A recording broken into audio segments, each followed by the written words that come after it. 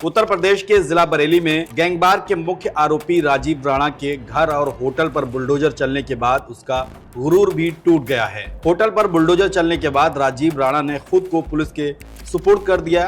Police ने उससे लंबी पूछताछ की है, जिसमें कई राज सामने आए हैं। राजीव राणा ने बताया कि उसने प्लॉट पर कब्जा लेने की जिम्मेदारी अपने भाई संजय राणा को सौंपी थी। संजय ने हिस्ट्री शीटर केपी यादव की मदद से भाड़े के गुंडों का बंदोबस्त किया।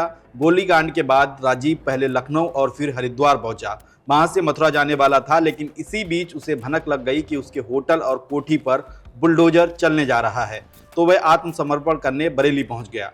राणा को गिरफ्तार करने के बाद पुलिस उसे सिविल लाइन में एसओजी कार्यालय लेकर गई, जहां उच्चाधिकारियों ने काफी देर तक उससे पूछताछ की। राणा ने बताया कि उसने प्लॉट को एक डॉक्टर से खरीदा था, लेकिन प्लॉट पर आदित्य उपाध्याय का कब्जा था। दोनों पक्षों ने समझौते के लिए कई बार बातचीत की, लेकिन कोई हल नहीं निकला।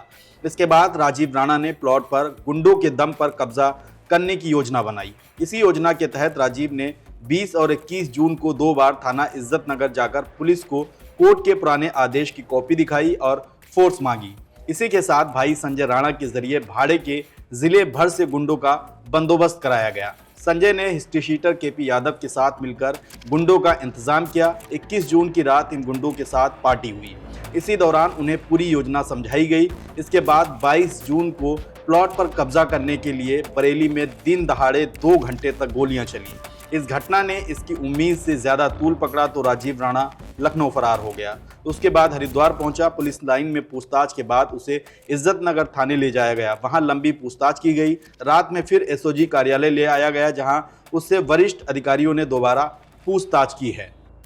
राजीव राणा के होटल और घर पर जिस वक्त बुलडोजर चल रहा था, पूरा इलाका छावनी में बदल गया। चारों तरफ पुलिस फोर्स का पहरा था, पीएससी भी लगाई गई थी, फायर ब्रिगेड की गाड़ियां तैनात थीं। इस सब के बीच राजीव राणा का घर और होटल ढा दिया गया है। दिलचस्प बात यह है कि राजीव राणा के जिस होटल और कोठी पर गुरुवार को बुलडोजर चला है, उसे 10 साल पहले गिराने के आदेश दिए गए थे, लेकिन राजनीतिक संरक्षण के चलते राजीव राणा के इस होटल और घर पर कार्रवाई नहीं हुई थी। लेकिन इस बार जब वह गैंगवार में फंसे हैं तो उनके घर को ढा दिया गया है। कोई भी राजनीतिक संरक्षण उनके काम नहीं आया। उन्हें जिस बात का गुरूर था कि वह राजनीति और ताकत के दम पर दबंगई चलाते रहेंगे, वो गुरुवार को बुलडोजर के पंजों के साथ चकनाचूर हो गया है। बरेली में बीते शनिवार को एक 15 करोड़ के प्लॉट पर कब्जे को लेकर 2 पक्षों में गैंगवार सामने आई थी। इस गैंगवार ने बरेली को दहलाकर रख दिया था। बीच सड़क पर गुंडों के बीच सैकड़ों राउंड गोलियां चली थी। इसी मामले में अब मुख्य आरोपी राजीव राणा के खिलाफ कार्रवाई हो रही है।